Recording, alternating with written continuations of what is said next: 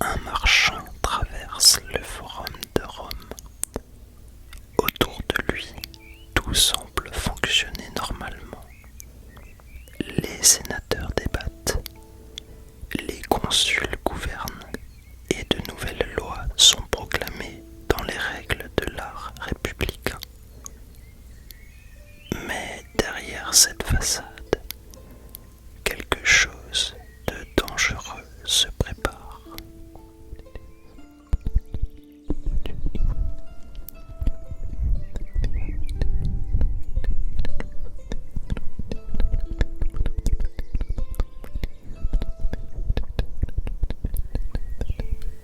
Bien qu'elles existent encore, les institutions romaines commencent à se vider de leur force. Le Sénat, dominé par les grandes familles aristocratiques, devient un champ de bataille politique où chaque clan cherche moins à gouverner qu'à empêcher ses rivaux de progresser. Les décisions sont paralysées par les ambitions et les intérêts des grandes élites romaines. Alors, les hommes les plus puissants de la République comprennent peu à peu qu'il existe une autre voie. Ne plus attendre que le Sénat tranche, mais décider entre eux, en dehors des institutions.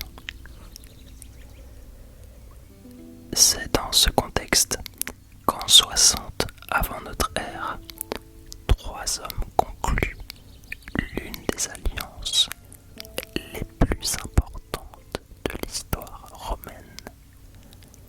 Jules César, Pompée et Crassus. Cette alliance, que l'histoire retiendra sous le nom de premier triumvirat, n'a rien d'une amitié. C'est un pacte d'intérêt. Pompée veut faire reconnaître ses décisions et récompenser ses vétérans. Crassus veut défendre ses réseaux financiers. César, lui, cherche l'appui nécessaire pour avancer politiquement. Ensemble, ils peuvent contourner les blocages du Sénat. Mais pour que cette alliance produise quelque chose, il faut un homme capable d'agir au cœur même de l'État. Cet homme, c'est César. En 59 avant notre ère, il est élu consul, la plus haute magistrature de la République. Officiellement, il gouverne avec Bibulus. Mais très vite, César impose son rythme. Il s'appuie sur Pompée, sur Crassus et surtout sur le peuple pour faire passer des lois que le Sénat refusait jusque-là. Cette même année, il fait voter une loi agraire pour redistribuer des terres, notamment aux vétérans de Pompée. Officiellement, c'est une mesure sociale, mais politiquement, le message est beaucoup plus profond. Lorsqu'une décision est bloquée par le Sénat, César peut aller chercher sa légitimité ailleurs, directement auprès du peuple.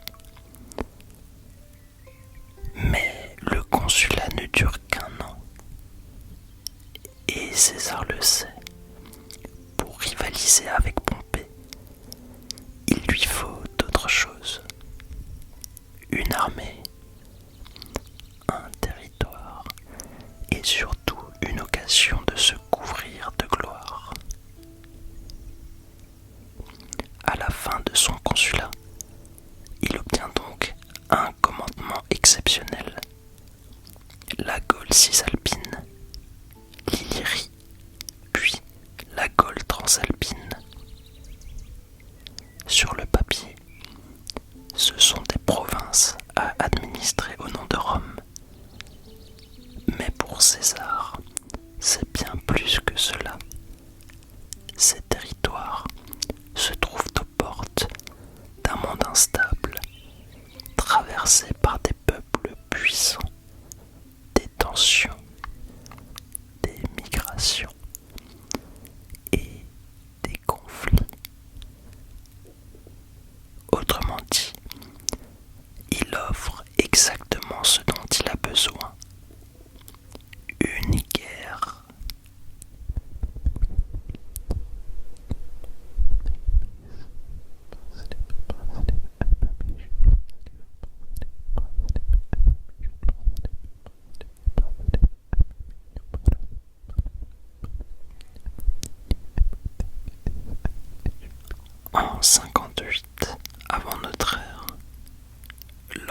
César arrive dans sa province, la Gaule n'est pas un État uni. C'est un ensemble de peuples indépendants, liés parfois par des alliances, mais souvent divisés par des rivalités anciennes. Les Étuens, proches de Rome, les Arvernes, les Sécanes, les Helvètes, les Belges ou encore les Vénètes défendent chacun leurs intérêts. Pour César, cette situation ouvre une possibilité: intervenir dans les conflits gaulois en se présentant non comme un conquérant, mais comme un arbitre et un protecteur. Une occasion se présente avec les Helvètes, installés dans une région correspondant en grande partie à la Suisse actuelle. Ils décident de migrer vers l'ouest. César présente ce déplacement comme une menace pour la province romaine et pour les alliés de Rome. Il affirme que le total des migrants s'élève à 368 000 individus. Quand bien même ces chiffres sont probablement exagérés, le mouvement inquiète réellement les peuples voisins. Après leur avoir refusé le passage par le territoire romain, César les poursuit à l'intérieur de la Gaule et finit par les vaincre près de Bibracte. Cette victoire lui permet de justifier sa présence militaire au-delà de la province romaine. Ce qui commence comme une réponse à une migration devient déjà une intervention plus large dans les affaires gauloises. Une fois les Helvètes battus, César désigne un nouveau danger: Arioviste, un chef germain installé en Gaule depuis plusieurs années. Les Étuens se disent menacés par son influence, et César reprend cette inquiétude à son compte. Les négociations échouent, puis l'armée romaine affronte Arioviste en Alsace. Et il y a quelque chose d'étrange à imaginer ces paysages paisibles entre les Vosges et le Rhin, où j'habite aujourd'hui, devenir en -58 l'un des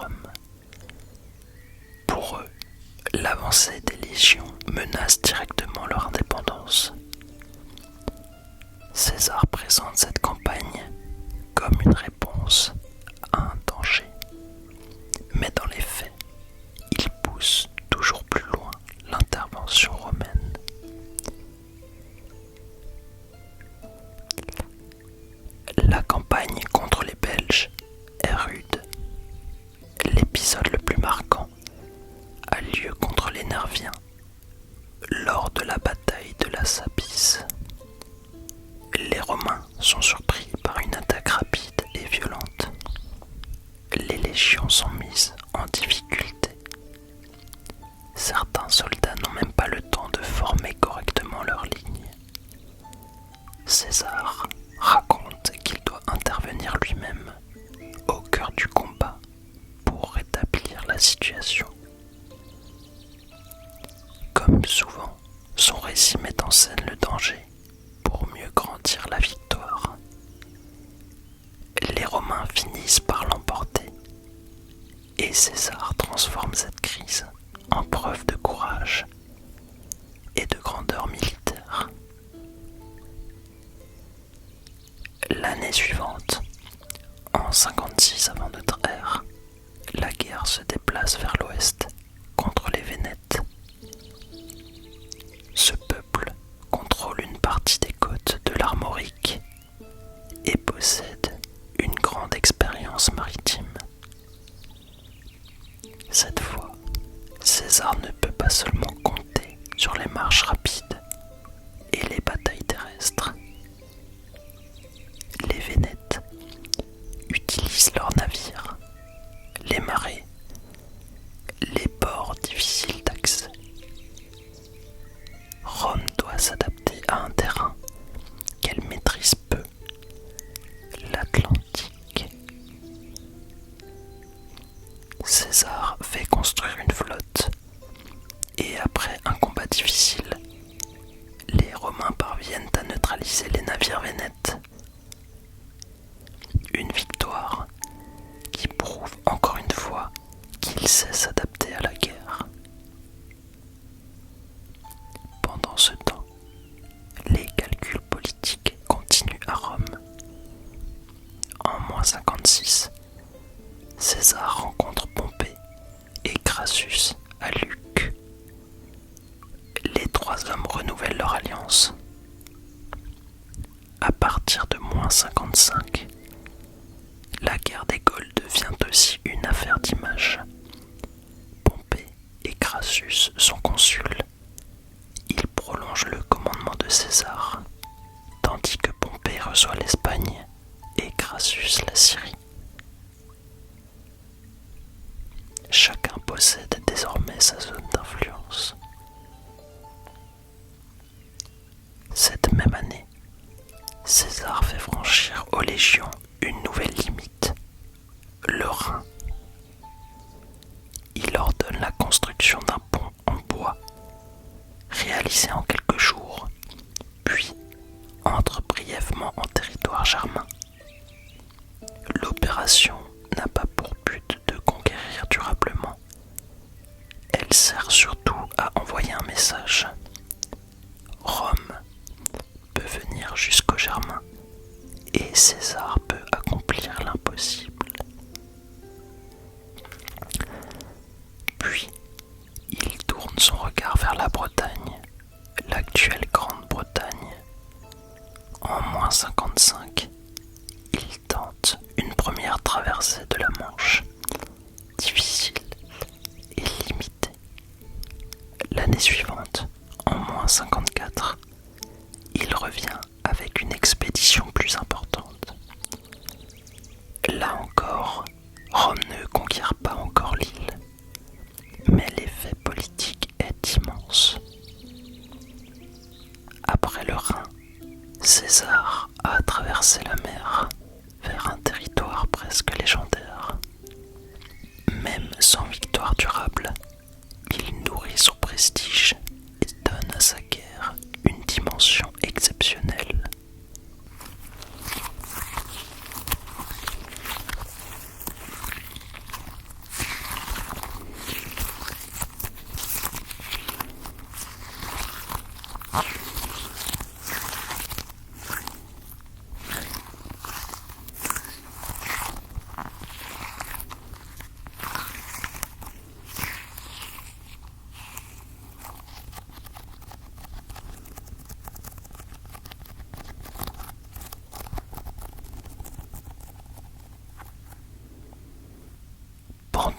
César poursuit la guerre en Gaule.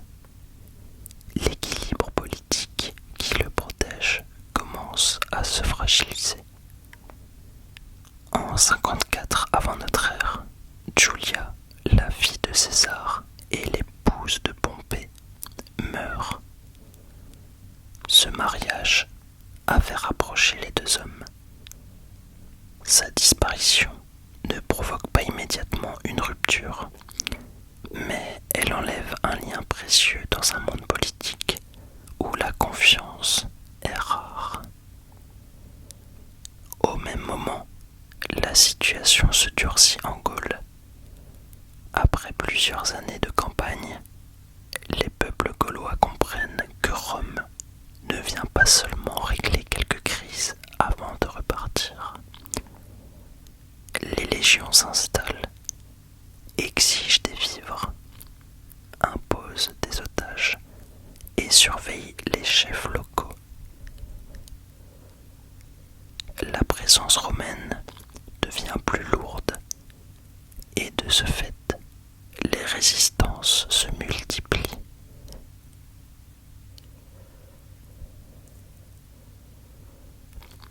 L'hiver de -54 à -53 est particulièrement tendu. Les Romains subissent un revers grave lorsque des troupes commandées par Sabinus et Cotta sont piégées et détruites par les Épurons d'Ambiorix. Pour César, ce type de révolte est intolérable, car il montre que la conquête reste fragile. Sa réponse est sévère. Il mène des opérations de répression. Il isole les peuples insurgés et rappelle à tous que défier Rome peut coûter très cher.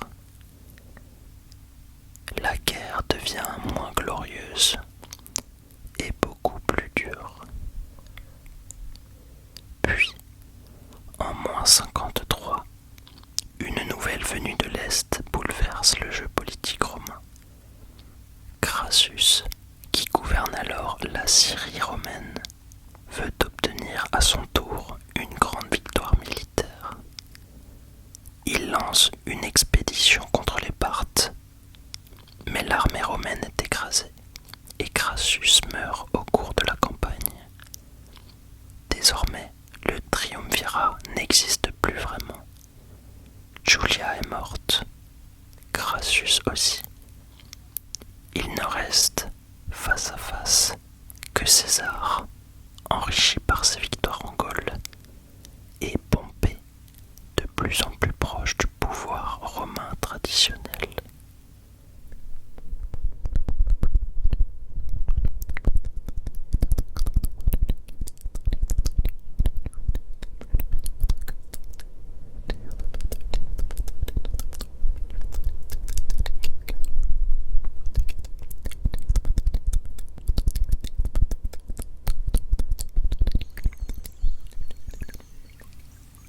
En -52 avant notre ère, la guerre des Gaules entre dans sa phase la plus critique pour César. Après des années de campagne, une partie des peuples gaulois comprend que Rome ne repartira pas. C'est alors qu'apparaît Vercingétorix, un jeune chef arverne, capable de rassembler des forces jusque-là dispersées. Pour la première fois, César ne fait plus face à une révolte locale, mais à une résistance plus large, organisée autour d'un même chef et d'un même objectif: chasser les Romains de Gaule. Vercingétorix impose une stratégie difficile, mais efficace. Il évite autant que possible les grandes batailles ouvertes, où les légions romaines sont redoutables, et il cherche plutôt à priver César de ravitaillement. Alors, des villages sont abandonnés et des réserves sont détruites. Pour reprendre l'initiative, César doit frapper au cœur de la révolte. ainsi que les légions arrivent devant Gergovie, en territoire arverne. César tente de prendre la place, mais l'opération tourne mal. Les Romains subissent un revers important et Vercingétorix prouve qu'il peut résister au plus célèbre général de son temps. Mais Vercingétorix finit par se replier à Alésia, une place forte située sur une hauteur. César décide alors de l'assiéger. Il fait construire une première ligne de fortification tournée vers la ville pour empêcher les assiégés de sortir. Puis, sachant que des renforts gaulois arrivent, il ordonne une seconde ligne tournée vers l'extérieur. Les Romains se retrouvent ainsi dans une situation presque impossible. Assiéger Alésia tout en étant eux-mêmes menacés par une armée venue les encercler. Dans la ville, la faim devient peu à peu une armée aussi terrible que les combats. Les renforts gaulois attaquent les lignes romaines de l'extérieur. Pendant plusieurs jours, les légions résistent entre deux fronts. La discipline romaine, les fortifications et la capacité de César à déplacer ses troupes au bon endroit finissent par l'emporter. Les attaques échouent et Vercingétorix comprend que la situation est perdue. La tradition rapporte qu'il se rend à César avec une mise en scène solennelle, déposant ses armes devant le vainqueur. Le détail exact de cette scène reste difficile à vérifier, car les sources anciennes donnent souvent aux grands événements une forme presque théâtrale. Mais le sens politique est clair. Avec la reddition de Vercingétorix, la grande révolte gauloise s'effondre. César vient de survivre à la menace la plus grave de toute sa conquête.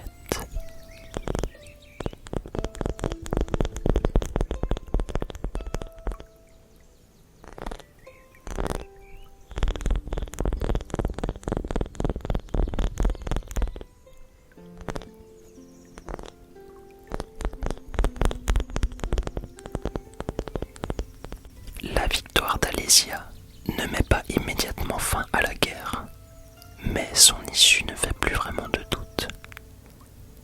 En -51, César écrase les dernières résistances gauloises et impose peu à peu la domination romaine. Pour lui, le résultat est immense.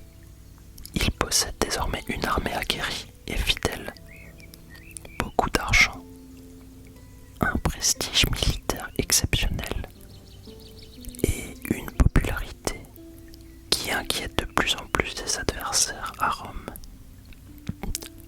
Mais César ne se contente pas d'avoir gagné sur le terrain. Dans les années -50, il raconte lui-même sa guerre dans les commentaires sur la guerre des Gaules. Le texte est écrit à la troisième personne, comme si César parlait de lui, avec distance et objectivité. Il y apparaît comme un général rationnel, protecteur des alliés de Rome, toujours obligé d'agir par nécessité. En réalité, il construit aussi son image. Il transforme ses conquêtes en opérations défensives et ses victoires en preuve de compétence. La guerre des Gaules est donc aussi une guerre de l'opinion. Mais à Rome, cette puissance qu'incarne César devient impossible à ignorer. Le Sénat veut de lui qu'il rende son commandement et qu'il redevienne un simple citoyen. Mais pour lui, c'est un risque énorme. Sans son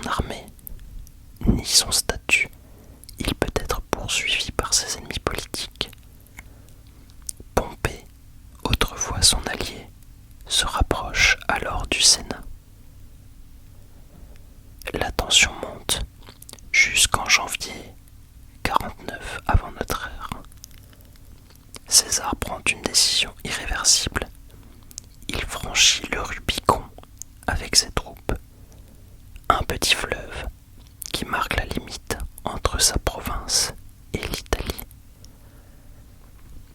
En franchissant le Rubicon avec ses soldats, César ne provoque pas seulement une crise politique, il fait entrer la République dans la guerre civile. À Rome, la panique est immédiate.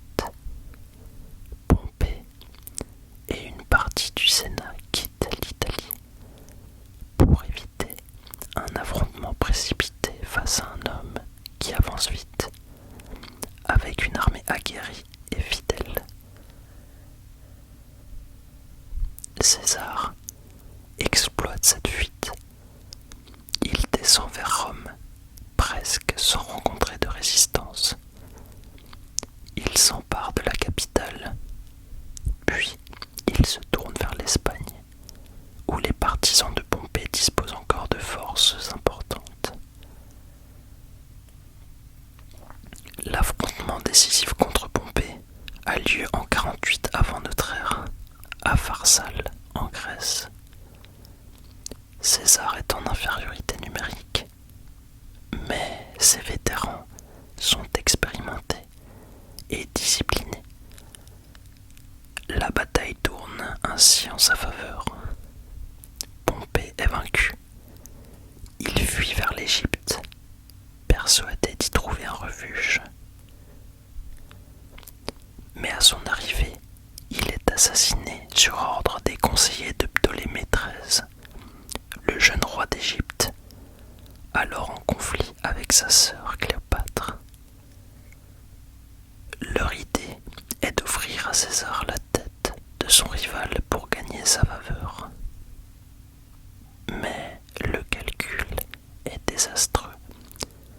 César ne voulait pas forcément voir Pompée mourir ainsi, humilié sur une plage étrangère. Il était certes son ennemi, mais il restait un grand Romain, un ancien allié et l'un des hommes les plus prestigieux de la République. En le faisant assassiner, les conseillers de Ptolémée révèlent surtout la fragilité politique du royaume. Et surtout, ils donnent à César une raison d'intervenir. César choisit alors de s'impliquer dans la querelle entre Ptolémée XIII et Cléopâtre. Selon la tradition antique, Cléopâtre parvient à le rencontrer en secret, dans une mise en scène restée célèbre, même si les détails exacts sont difficiles à vérifier. Ce qui est sûr, c'est qu'une alliance politique et personnelle se noue entre eux. César soutient Cléopâtre, qui finit par retrouver le pouvoir après la guerre d'Alexandrie. Leur relation dépasse vite le simple calcul diplomatique. Cléopâtre devient l'allié de César, mais aussi sa maîtresse, et elle donne naissance à un fils, Césarion, que la tradition présente comme l'enfant de César.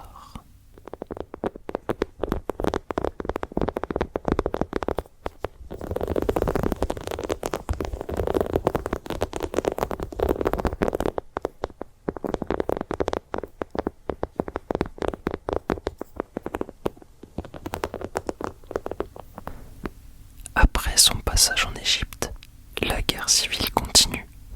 En 47 avant notre ère, César bat Pharnace à Zéla, une victoire rapide qu'il résume par la célèbre formule « Je suis venu, j'ai vu, j'ai vaincu ».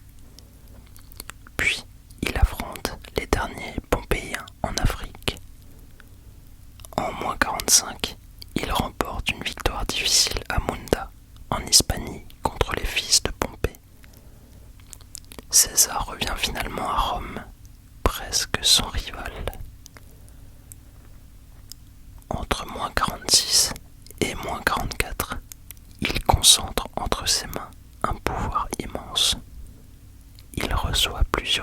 candidatures successives, puis le titre de dictateur perpétuel. Officiellement, il s'agit de remettre de l'ordre après des années de guerre civile.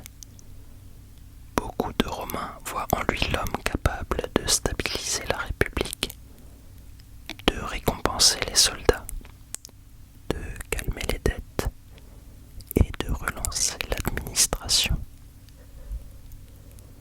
Mais pour d'autres, ces honneurs deviennent inquiétants.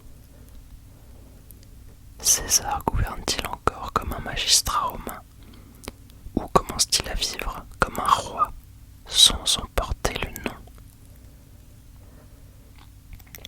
À cette inquiétude, César répond par l'action. En 46 avant notre ère, il impose le calendrier julien, mis au point avec l'aide de savants alexandrins pour corriger un calendrier romain devenu trop irrégulier. Ce calendrier, fondé sur une année de 365 jours, avec une année bissextile tous les 4 ans, servira de base au calendrier que nous utilisons encore aujourd'hui. Mais il ne s'arrête pas là. César installe des vétérans et des citoyens pauvres dans de nouvelles colonies. Il réorganise l'administration. Il élargit le Sénat et prépare de grands projets pour transformer la ville. Chaque réforme rappelle qu'un seul homme décide désormais de presque tout. Cette image quasi sacrée renforce aussi la peur de la royauté. Depuis la chute du dernier roi en 509 avant notre ère, les Romains associent le mot roi à la tyrannie.